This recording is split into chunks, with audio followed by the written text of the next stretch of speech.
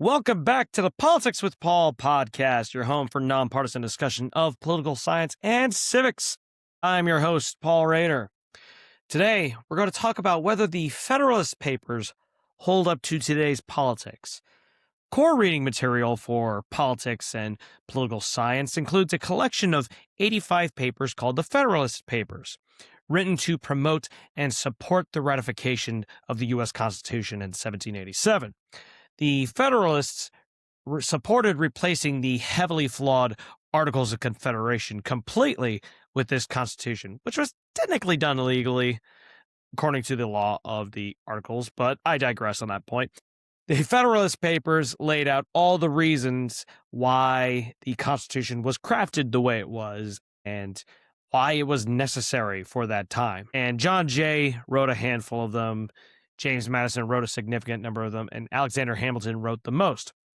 And all of them were under the pseudonym Publius. And while they are dense and archaically written, this is the late 18th century, they are key to fully understanding the Constitution then and now in their entirety. But some of them are regarded, either often or by consensus, as the most essential of the papers, especially numbers 10 and 51.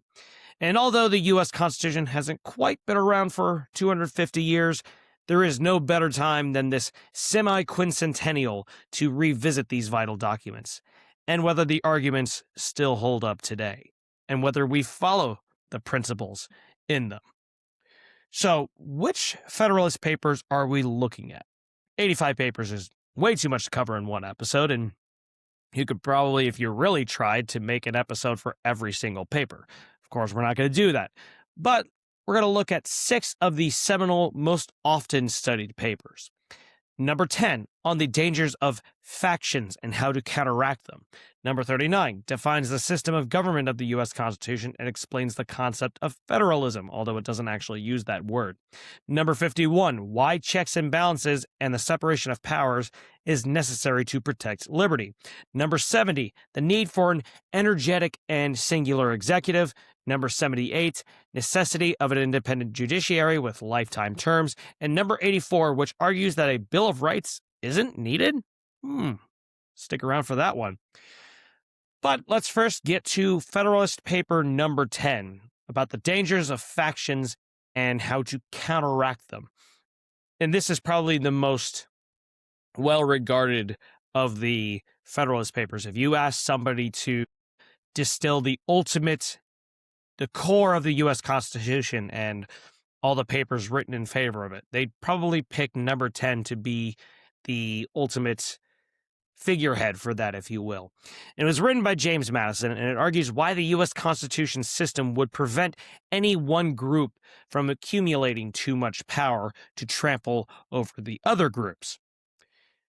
Many of the founding fathers, not quite all of them, even though some people kind of collectively say this is the case, and probably be more accurate to say framers of the U.S. Constitution, were apprehensive about full direct democracy. They were concerned about this idea of mob rule. And Shays' Rebellion was the final straw for this, what they saw as democratic excess. And so the U.S. Constitution, there wasn't a lot of direct democracy in there. The U.S. House was directly elected, and it was representative of the populations of the states. But the president was indirectly elected by the Electoral College, so technically the states, in a way, elect the president, although through the citizens instead of the actual state government. And then the U.S. Senate was the one that was elected by state legislatures. And amendments to the U.S. Constitution had to be done through state legislatures and conventions, not voted on by the public, even if the public could push for a lot of these amendments. So you saw a lot of provisions in the Constitution that was against, or at least not in support of, full direct democracy. But one of the key points of Federalist number 10 is a word that's not actually used in the document. It describes the concept of pluralism, which is this idea that diverse groups can live peacefully within a society while maintaining their identities. And a word that actually is used in the document is faction, which just simply means a group of people with a common interest. And as James Madison astutely points out, factionalism is inherent to human nature. And so the cure to this factionalism is to control its effects, which is not possible in a pure democracy, but is possible in a republic. Pure democracy is this simply just majority rules. If you're in the minority, tough luck.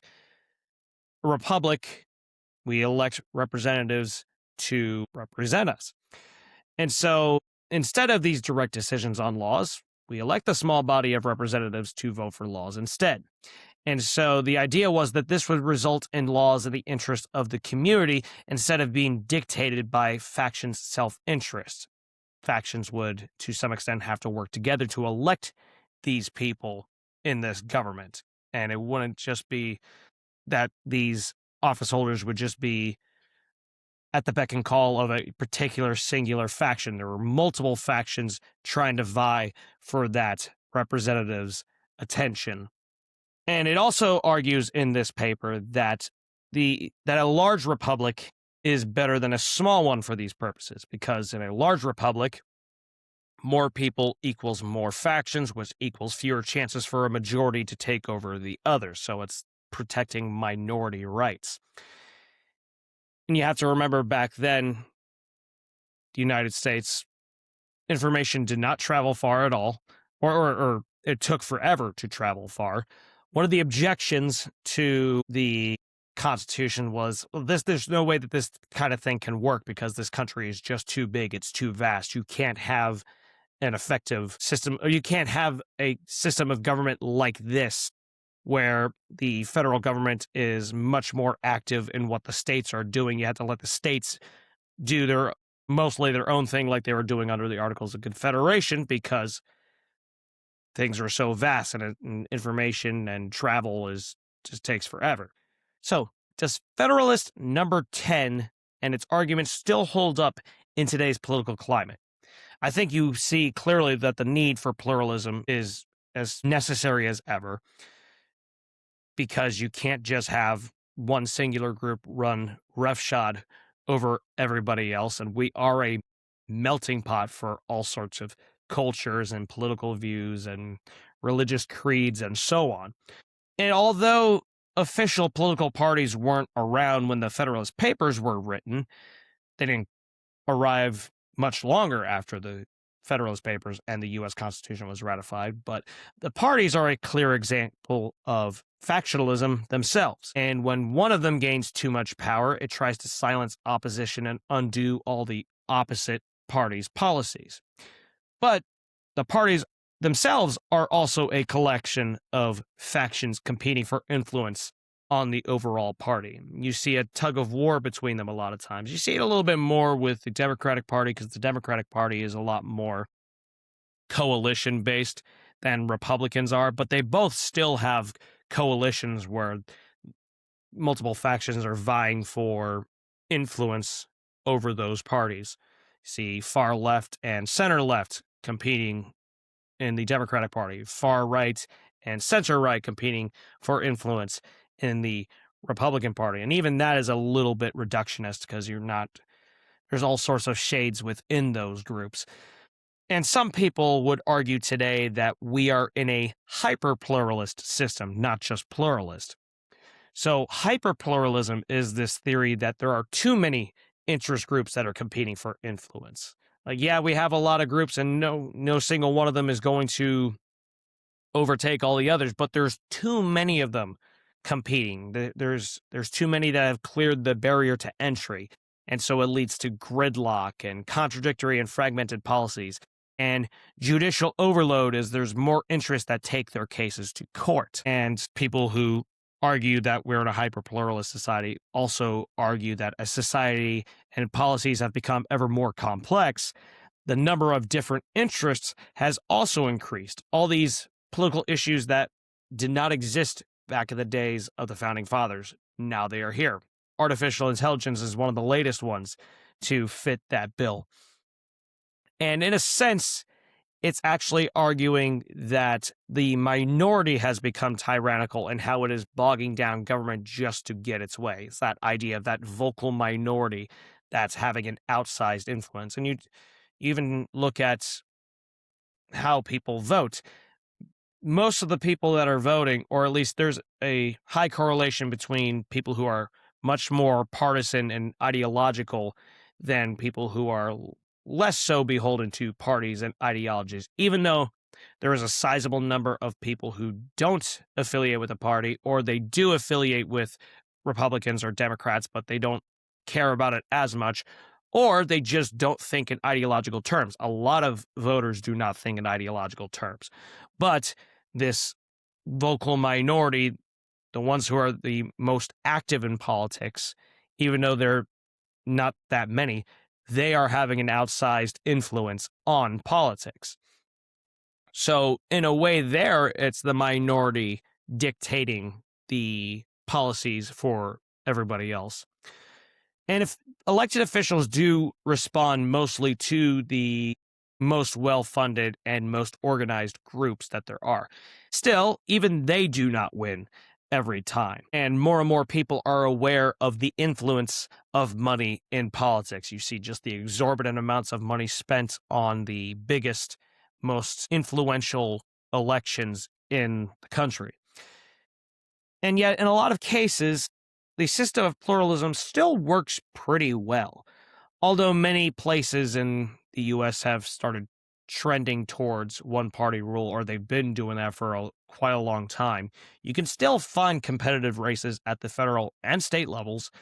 You find seats that flip between the parties all the time. You find intra-party squabbles. Just talked about how some Republicans, center-right and far-right, can tussle over the future of the party, and the shades in between, far left and center left, vie for control of the Democrats, and shades in between.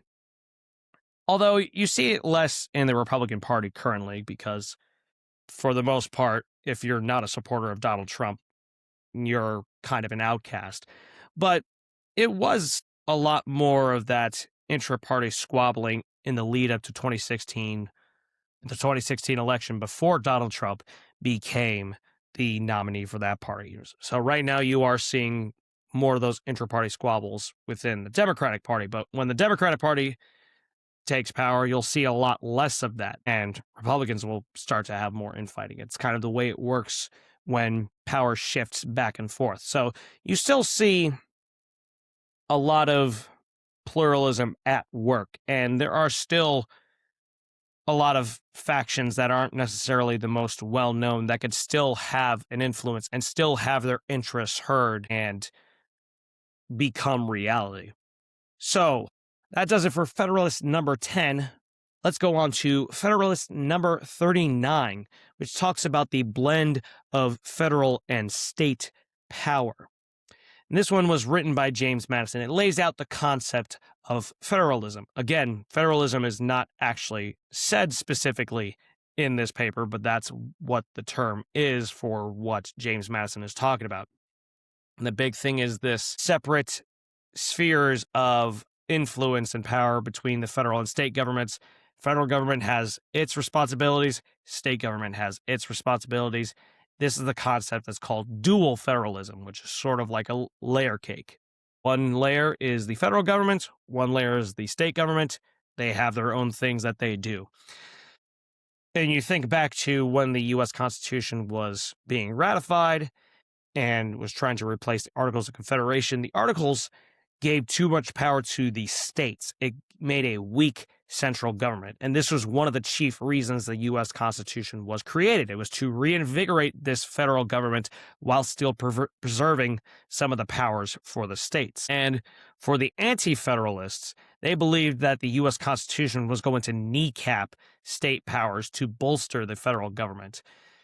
They saw it as a repeat of the British monarchy. You think about the time. And it was not that long before that the U.S. had officially become an independent nation, and they didn't want anything that even resembled the British monarchy, and that's why they made a national government that basically had no power except for what the states told it to do. And although the Federalist Papers were written before the Bill of Rights, which we'll talk about some more in a little bit, the 10th Amendment to the Constitution delegates any powers not expressed in the Constitution to the states. So you see that as fulfilling James Madison's vision of federalism even more. And that was partly as a way to satisfy anti-federalists. When James Madison was running for Congress, he promised to introduce a bill to try to start the process for adding these amendments that eventually became the Bill of Rights, the first 10 amendments to the U.S. Constitution. And that won a lot more anti-federalist support for the Constitution. But does Federalist number 39's arguments hold up in today's political climate? In the time of the Founding Fathers, it was much more of a dual federalism. But since the 1930s with FDR and his New Deal, we've seen a lot more cooperative federalism, which is a marble cake kind of description. The federal and state governments collaborate and share responsibilities. Now, obviously, there's still some clear delineations where federal government still has certain powers. For example, they are the ones who get to regulate interstate commerce, and state governments have other powers, like they set their own government structure.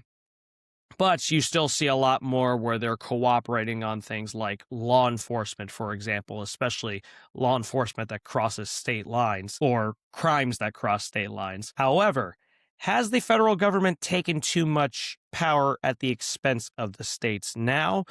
Or has federal government taken too much power in general? There are certainly a lot of people that would argue that, and countless policies have been debated over whether or not and how much should be in federal or state purviews. You talk about immigration, for example. A lot of people would say federal government has overstepped its bounds, and other people would say federal government is just enforcing its laws and that state government should cooperate. You kind of see a little bit of there's been a little bit more of a reversal in terms of support of state governments to some extent. Because typically, at least from what the parties typically say, states' rights is more of a Republican talking point, and Democrats are less so keen on it. But in the context of the Donald Trump administration, you see the Republican Party argue for a lot more federal intervention, and Democrats are actually saying to scale it back.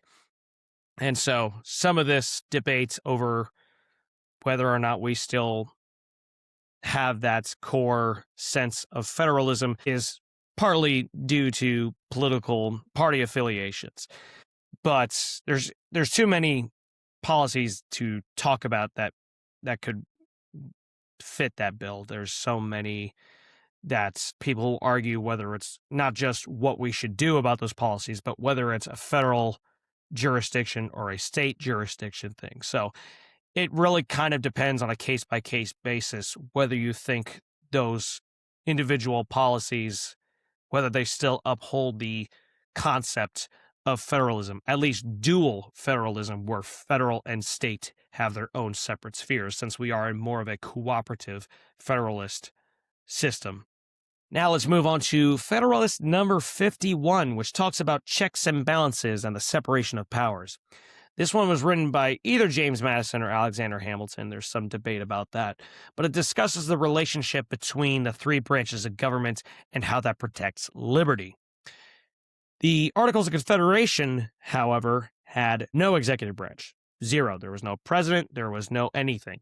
And the courts, they existed, but they were severely limited in power. Almost all of this national power was vested in the Continental Congress. So that sounds like the Continental Congress could easily abuse its power, right? Well, no. Even them, they were mostly beholden to the state governments. Remember, state governments had just about all the power under the Articles of Confederation. And it's why a lot of things bogged down, because a lot of these states had their own interests that they supported and oftentimes butted heads with other states, especially with North versus South.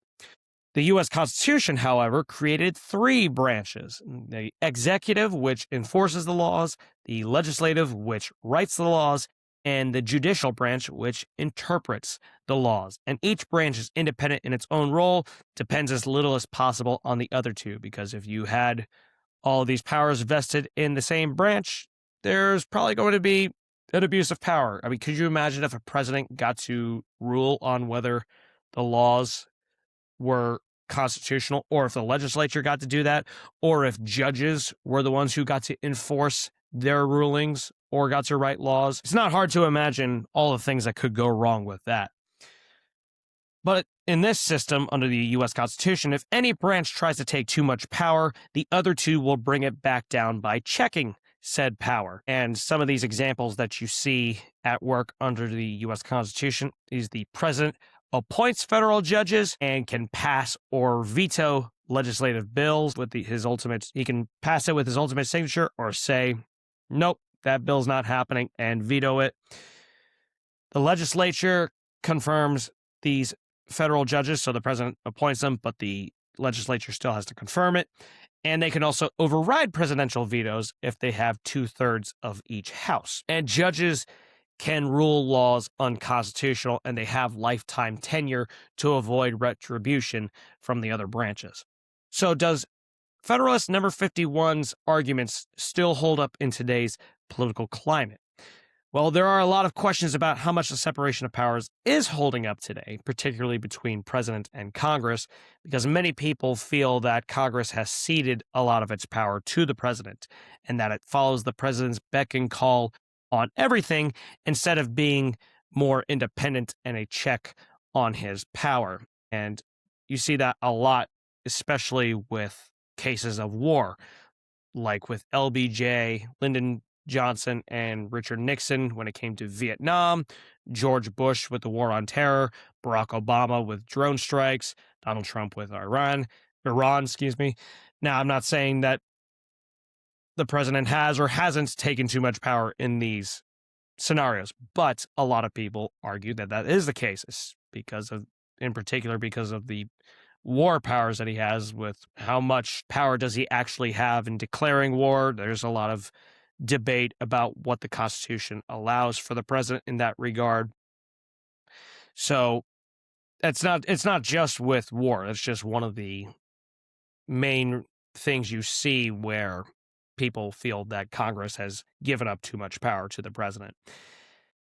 When we hold any presidential candidate or president in such regard that we basically worship them, our support of them becomes our identity, we run the risk of deteriorating this separation of powers. We start to become unwilling to hold the president accountable for their actions as long as they have policies that we like. So even if they refuse to enforce judicial rulings, or they to usurp more power to write laws from Congress, and a lot of people would argue that executive orders basically do that, it risks further eroding this separation of powers that we have. And it's not just a problem in the case of Trump. A lot of people talk about it because it's the time that we're in right now, but it's the case for other presidents, this whole cult of personality problem that we have. And this will be even more of a problem in the future if toxicity and polarization continue to ramp up. We got to stop worshiping these people that are in office, especially when they're a singular person that has an inordinate amount of power. But in any case, though, politics over 250 years has repeatedly demonstrated the need for the separation of powers, because these are all human beings that are operating, and any one of us, if we're in a position to take too much power, whether any of us were presidents or any of us were the legislative branch, any of us were in the judicial branch, trying to usurp any of the powers of the other branches, it is very easy for any one of us to become corrupted and trying to overstep our bounds, and a lot of times trying to justify those things in our heads. And in a similar vein, let's talk about Federalist number 70, which is about an energetic and unified executive. And this one was written by Alexander Hamilton.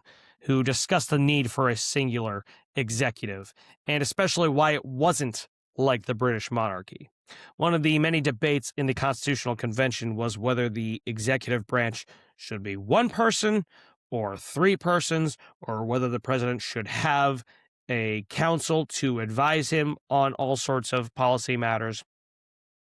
This lack of a council to advise the president was a major anti-federalist objection because they thought that he would just be ill-informed, and would act very haphazardly.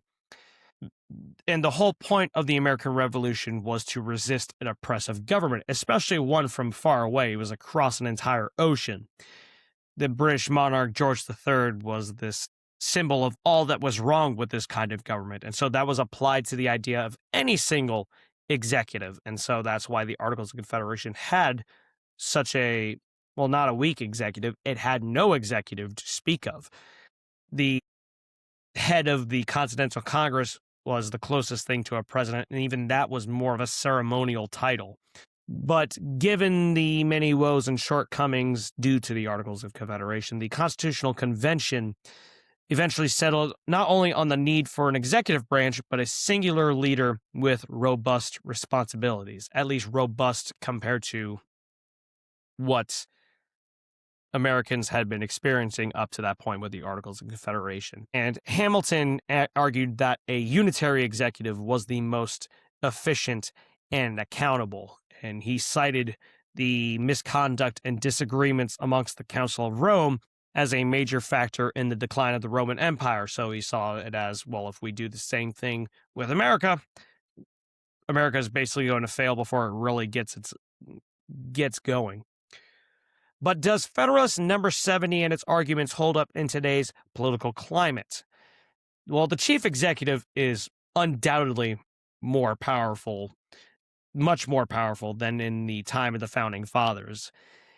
And presidential powers have expanded what the president can and can't do. There are many more executive agencies underneath him that he can shape. Just a general expansion of the executive branch, not just executive agencies, but people who aid the president. He's one of the most recognizable figures in the entire world, and he can have a significant influence on other countries and how their politics are shaped.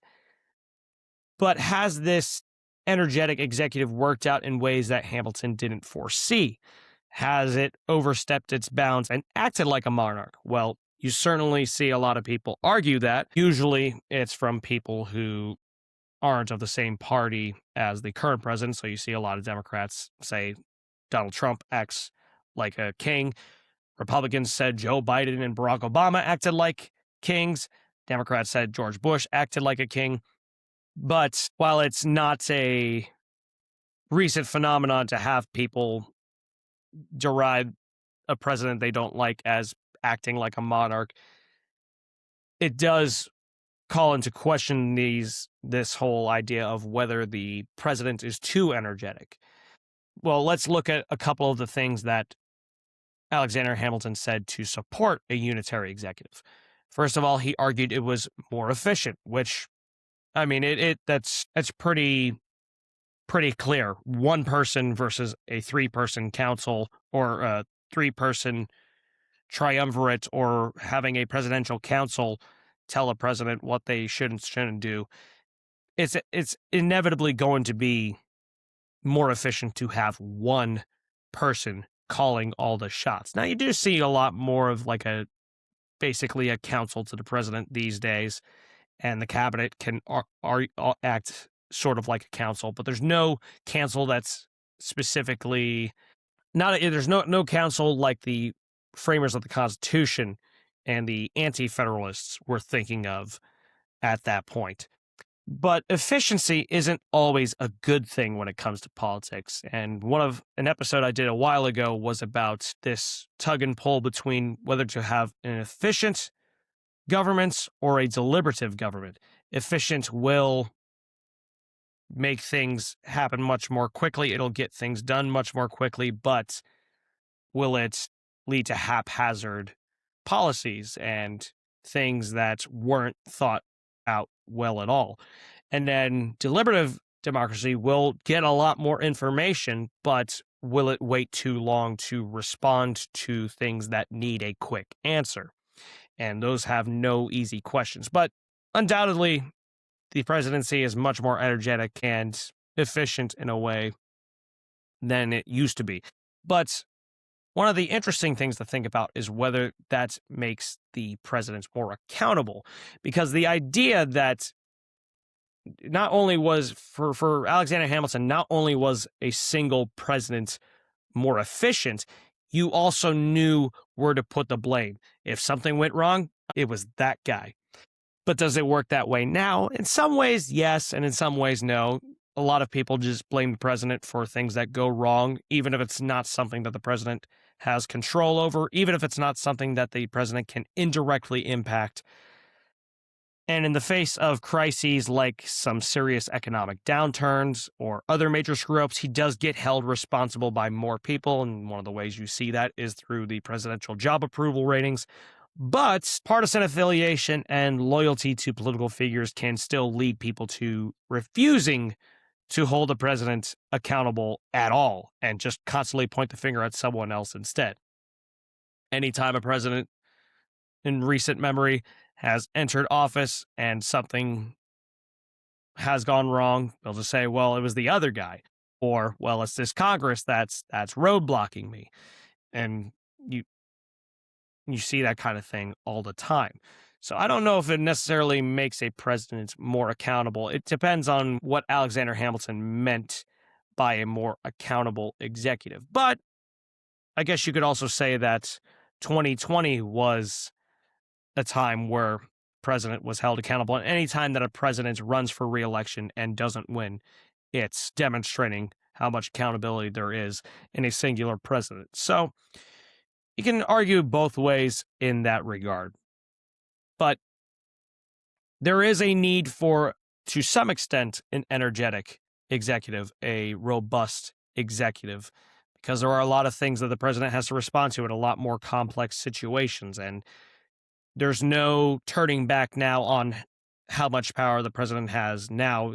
We're not going to be returning to those levels that you saw in the late 18th century, early 19th century. But there can be a point where a unified executive can very much act like a monarch if not enough people hold that person accountable. Let's move on to Federalist number 78, which is about an independent judiciary with life tenure. And this was written by Alexander Hamilton, which also laid the foundation for judicial review.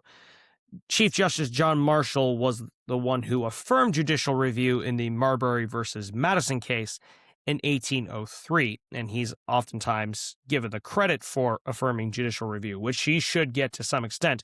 But the idea was first laid out in Federalist Paper number 78 by Hamilton.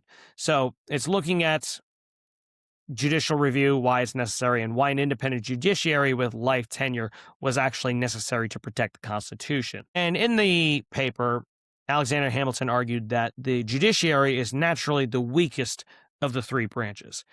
It does not have the power of the sword, quote unquote, like the executive branch does, because the executive branch enforces the laws. And it also does not have the quote-unquote power of the purse like the legislative branch does, because one of the things that the legislative branch does in regards to writing laws is determining budgets. The judiciary, however, has no equivalent to either one of those. Its only power is judgment. And so Hamilton dismissed the idea that this judiciary could become too powerful because of this ability to rule laws unconstitutional. He says that straight up, that liberty cannot be endangered by this branch. It has to rely on the executive and legislative branches to uphold its rulings. It can't actually really do anything on its own. And so to put the courts at least somewhat on par with the other two branches, federal judges were given lifetime tenures, because if they had term limits, they could be a lot more beholden to political whims of the president and the legislature. But does Federalist Paper number 78's arguments hold up in today's political climate. Some people would argue that the judiciary isn't as independent as it should be, even with lifetime terms. The process to confirm them has gotten ever more political, especially in the last few decades. You probably saw it starting in the 70s and 80s, where these battles over confirmation would become much more protracted, much more based on partisan and ideological feelings and beliefs. For example, Brett Kavanaugh, a few years ago when he was confirmed by the U.S. Senate, or Merrick Garland, who wasn't even heard, or his nomination wasn't even heard by the U.S. Senate at that point. And those are just two examples of this highly charged judicial nominating and confirmation process. There's also the fact that some of these nominees are proposed to the president by highly partisan and ideological interest groups. There are ones that donate heavily to the president's campaign or the campaign of like-minded members of his party in Congress. And also, many judges consistently rule in favor of one party. Now, in fairness, part of that is that Republicans tend to have a lot more narrow of a view of constitutional law, and Democrats tend to have a more expansive view of constitutional law. So, and then also liberals tend to be Democrat, conservatives tend to be Republican, especially when they are people who are involved in politics. So even if judges aren't explicitly thinking, oh, I'm going to vote in the Republican way, I'm going to vote in the Democratic way. And of course, they're never going to say that they're voting or ruling in favor of a party. They, in fact, very much push back on that idea. Now, whether you believe that, that's for you to decide. But they don't explicitly go, they're going to vote or they're going to rule in favor of Republican or Democratic policies. But their philosophy on how to interpret the Constitution tends to align a lot with one party or another, as these parties have become more uniform in their thinking over time. And that's why you see some judges called conservative judges or liberal judges, or they are Trump judges or Obama judges or anything along those lines. And also, some people would argue that liberty can be endangered by the judiciary. Although there was a lot of backlash to recent court rulings like the overturning of Roe versus Wade in the Dobbs versus Jackson Women's Health Organization ruling, or the ruling that majority-minority districts are unconstitutional in the Louisiana versus Calais case. So some people will hold those as examples of how actually the judiciary can threaten liberty. I'm not saying one way or another what I think, but that is an argument that a lot of people would make. And so, even though the judiciary doesn't have a lot of, or really any ways to enforce its laws, it has to rely on the executive and legislative branches, even with a lot of the gripes that the executive and legislative branches have on rulings that go against what they think, they usually just respect the rulings anyways. Not always, but a lot of times they do respect the rulings anyways. There's still that legitimacy that the U.S. Supreme Court has, even though a lot of people have become increasingly negative about the Supreme Court. And then lastly, Federalist Paper number 84, which was also written by Alexander Hamilton, and this argued that the way the U.S. Constitution was written up meant that a Bill of Rights was not necessary. That seems very odd that a founding father, especially somebody like Alexander Hamilton, would say such a thing. Why would he say that?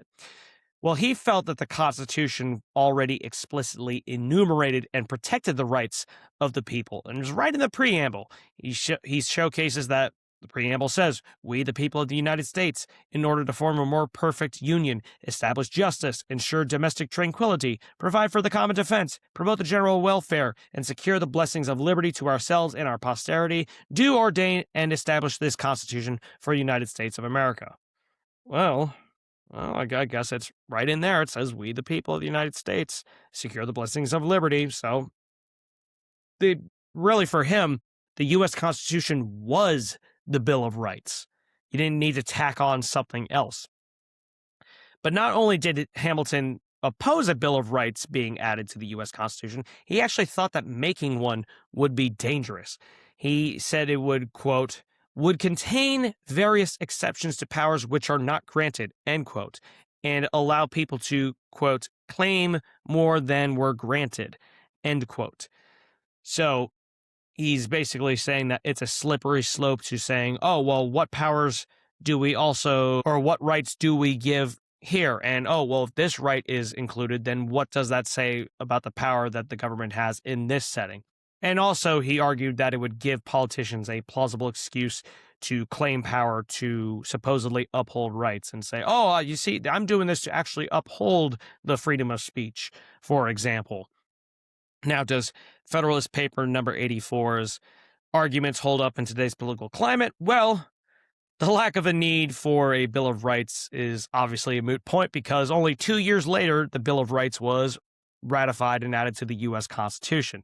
Because James Madison, also originally opposed to the idea of a Bill of Rights, promised in order to gain anti-federalist support for the Constitution that he would bring up the issue in Congress. He would introduce bills that would get the process going. And for all of Alexander Hamilton's brilliance, even the smartest people get things wrong. We all get things wrong. And Hamilton was certainly wrong about the lack of a need for a Bill of Rights, because if a right isn't specified, the government's probably going to infringe upon it at some point, especially if you do not have the same political view as the prevailing power in government. But one point that Hamilton made that is worth discussing is, can specifically enumerating rights cause issues that give politicians, quote, plausible pretense for claiming that power, end quote, to supposedly uphold rights?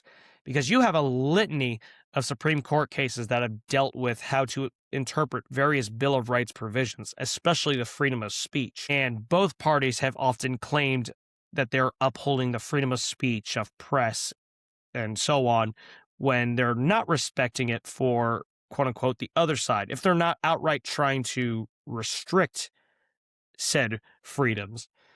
And if we really care about the freedom of speech in this country, we shouldn't be so closed-minded to so much that we don't believe it.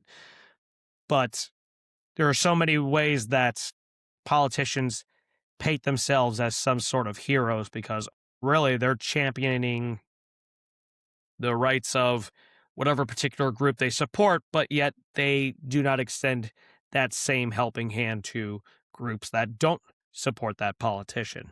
Happens all the time.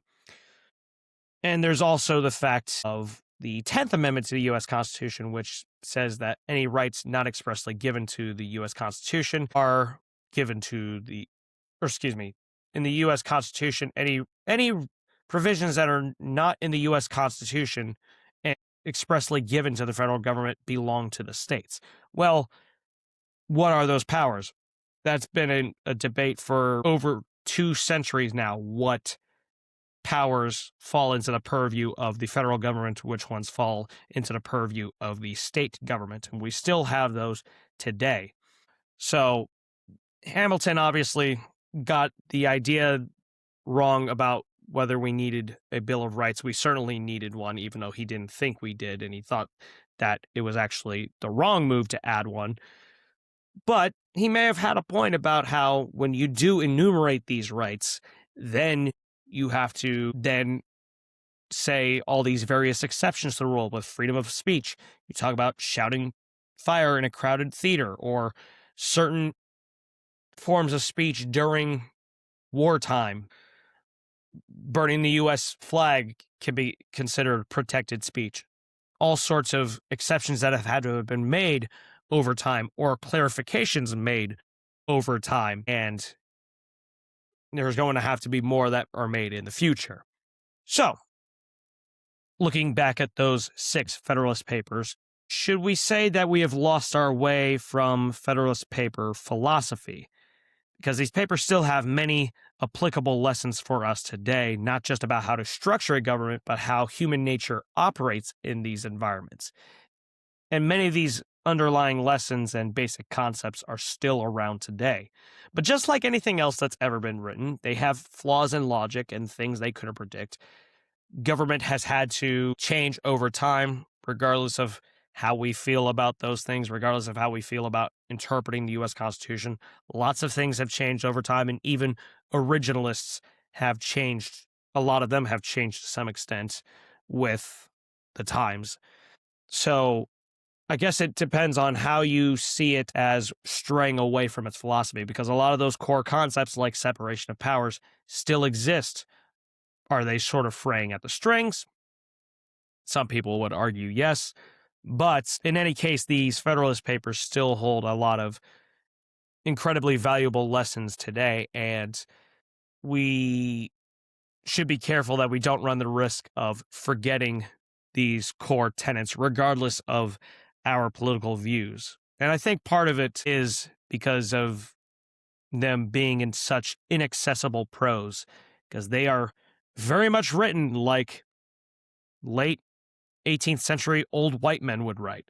So there needs to be some sort of way to make these concepts and what they're saying much more accessible to the general public, and also showcase why these concepts are so important. You don't have to get super involved in politics to understand why the Federalist Papers are still so important today. And it doesn't mean that they didn't get some things wrong. There's certainly, the judiciary can certainly be political, for example. We do need a Bill of Rights and all sorts of other things that I'm not even thinking of right now. If you peruse all these documents enough, you're going to find flaws or things that are outdated. But we should still look to these papers for a lot of guidance as to how to preserve this system of government that we have now, and hopefully turn back this tide of partisan and ideological and affective polarization, get back to the basics of what government is supposed to be, and at least discuss the meaning of all these things in a serious, actual come-together conversation. But that's going to do it for today's episode of the Politics with Paul podcast. As always, thank you so much. Please like, comment, share, subscribe to the podcast. Episode 100 is coming out next week. Oh, boy, what a milestone. Thank you all for being part of the journey. Links in the show notes, my works like my 5-day educational email course about how to more effectively mitigate toxicity and polarization in politics, my book on political independence, my writings on medium.com, and then my media, the Facebook page, LinkedIn profile, website, paulrader.org, and one other thing I'm forgetting. You'll see it in the show notes. I'm blanking on what it is right now. Oh, my email, paulraderwrites@gmail.com. So once again, thank you so much for listening, and we'll see you next time.